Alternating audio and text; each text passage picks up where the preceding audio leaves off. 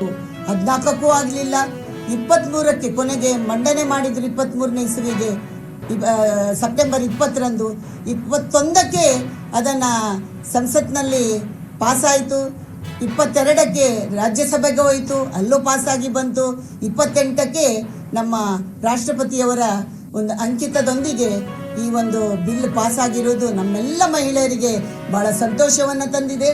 ನಾನು ಇಲ್ಲಿರ್ತಕ್ಕಂಥ ಕರ್ನಾಟಕದಲ್ಲಿರ್ತಕ್ಕಂಥ 1075 ಮಹಿಳೆಯರು ಏನು ಈ ಹೋರಾಟದಲ್ಲಿ ಭಾಗವಹಿಸಿದ್ರು, ಬಹುಶಃ 19 ವರ್ಷದ ನಂತರ ನಮಗೆಲ್ಲರಿಗೂ ಒಂದು ಖುಷಿ, ಸಂತೋಷ, ನ್ಯಾಯವನ್ನು ಒದಗಿಸುವಂಥ ಕೆಲಸವು ಆಗಿದೆ ಅಂತ ಹೇಳಿದರೆ ಅದು ನರೇಂದ್ರ ಮೋದಿಯವರ ನೇತೃತ್ವದಲ್ಲಿ ಅಂತ ಹೇಳಲಿಕ್ಕೆ ಇಚ್ಛೆ ಪಡ್ತಾ ಇದ್ದೇನೆ. ಯಾಕೆಂದರೆ ಸಬಲೀಕರಣವನ್ನು ಎಲ್ಲರೂ ಕೂಡ ಮಾಡಿದರು, ನಾರಿ ಸಬಲೀಕರಣವನ್ನು ಎಲ್ಲ ಸರ್ಕಾರಗಳು ಕೂಡ ಮಾಡಿದ್ದಾರೆ.